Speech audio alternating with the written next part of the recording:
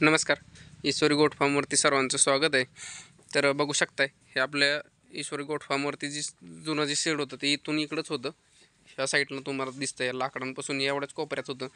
तर आता आपण एवढं शेड वाढलं. हे शेड वाढवण्याचं कारण म्हणजे काय, आता जसं की इथं आपण पावसासाठी वरून छत केलेलं होतं. तर आता त्यांना काय होतं, वजन वाढीसाठी किंवा पाणी पिण्यासाठी थोडी अडचण येते. तर मग शेळ्यांच्या जातीला कसं आहे, कधी ऊन कधी सावली पाहिजे. म्हणजे जर हिवाळ्याचे दिवस असतील किंवा पावसाचे दिवस असतील, तर पाऊस पडून गेला असेल, थोडी थंडी असेल आणि परत ऊन थोडं पडलं असेल, तर उन्हाला जाऊन बसण्यासाठी मोकळ्या पटांगणात अशी जागा पाहिजे. हे आपण आणलेल्या कालच्या 2 शेळ्यात तुम्ही बघू शकताय, अशा खाऊन अशा उन्हाला बसल्यात बाहेर. आता हे राडा आहे, आणखी आपलं काम चालू आहे. या साईडनं लाकडं रवलेत. आता कमी खर्चामध्ये आपण बऱ्यापैकी शेडचं काम केलेलं आहे. आता साईडनं बघू शकताय, पूर्ण लाकडं लावलेली आहेत आणि लाकडं लावून जाळी लावली. आता खाली आपण कुठल्याही प्रकारचा कोबा केलेला नाही ह्याच्या खाली. कारण काय होतं, शेळ्या असं मुतल्याच्या नंतर आता बघू शकताय खाली असं, जसं त्यांचं गोमूत्र म्हणू शकतो आपण, असं मुतल्याच्या नंतर जसं कोब्यावरती सुकत नाही लवकर, तसं मातीमध्ये सुकून जातं. आता बघू शकता, तर बाहेर वल्लं आहे, हे असं माझ्या साईडला असं वल्लं आहे, पण आतमध्ये कोरडं आहे, एकदम वाळलेला आहे त्यांच्या खाली. ह्याचं कारणच एवढं आहे की ती लघवी केल्याच्या नंतर खाली सुकून जातं. आता ह्याचं काम चालू आहे, पुढं राडा पडलेला आहे तसंच. आता ह्याच्यात आणखी आपल्याला गव्हाणी वाढवायच्यात. तर व्हिडिओ बनण्याचं मागं कारण एवढंच आहे की शेळ्यांसाठी थोडी खिळती जागा पाहिजे.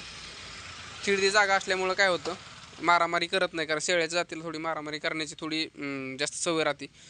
मग त्याला थोडंसं कसं मोकळं पाहिजे. आणि शेळ्या इकडे तिकडे बसतात, असं आता ते पलीकडे उन्हाला बसल्यात शेळ्या, खाऊन पिऊन तिकडे बसल्यात. तर मग असं उन्हाला बसल्याच्यानंतर काय होतं, पाणी प्यायला सोपं जातं, पाणी पितात.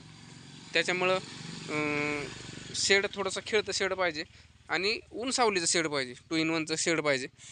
कारण कंटिन्यू सावली बी नको आणि कंटिन्यू ऊन पण नको. ह्या जातीला दोन्ही पण गरजेचं आहे. ऊन पण तेवढंच गरजेचं आहे आणि सावली पण तेवढीच गरजेची. आता हे आपले बघू शकताय, अशा पद्धती अशा क्वालिटी शिळी आहे, दिसत असेल तुम्हाला. अशा पद्धतीच्या शेळ्या निवडायच्या, निवडतानाच मोठ्या शेळ्या निवडायच्या, कारण करडं छान होतात. आता शिरोई जातीचं आपण निवड सुरुवातीला केली ती, पण शिरोई जातीमध्ये मार्केट थोडं डाऊन आहे आपल्याकडं. त्याच्यामुळे ते थोडंसं आपण कमी करणार. आता 2 राहिलेत आपल्याकडं, ह्या 2 कट करून टाकायच्या, म्हणजे विकायच्या. आणि ते विकल्याच्या नंतर आता हे गावरान, आपल्या गावरान 3 झाल्यात. ती समोर तुम्हाला एक दिसत असेल पहिली, आणि ह्या काल 2 आणल्यात. आता ह्या 2 आपल्याला 32,000 रुपयाला पडल्यात. आणि शेळ्यांची क्वालिटी छान आहे, नवट्या शेळ्यात. आता शेळ्या निवडतानाच नवट्या निवडायच्या, म्हणजे सोपं जातं, लवकर तुमचं काम चालू होतं, पैसा येणं जाणं चालू होतं. आणि महत्त्वाचा प्रश्न असा आहे की आपण शेडचं व्यवस्थित केलं आहे आणि कमी खर्चामध्ये कमी बजेटमध्ये केलं आहे. त्याच्यामुळं आता हे असं पटांगणाचं शेड पाहिजे. आता हे आपण राडा काढला आहे, थोडासा का आतला राडा दिसत.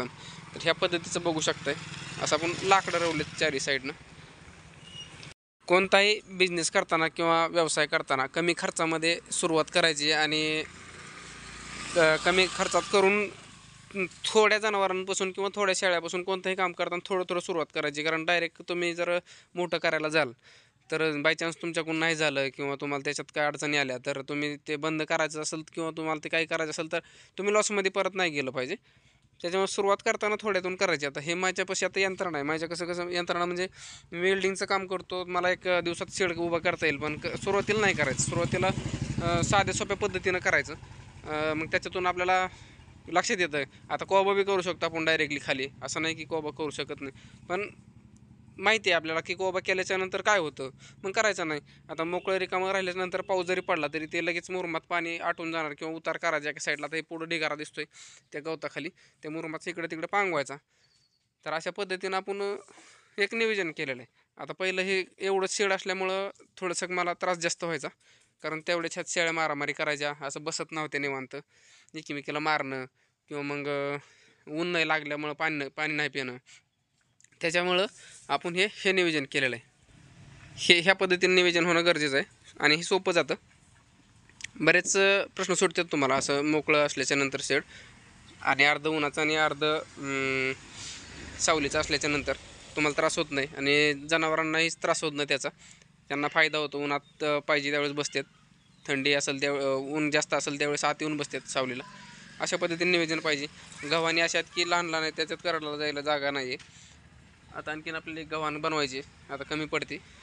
तर ह्या पद्धतीने आपलं शेडचं नियोजन आहे.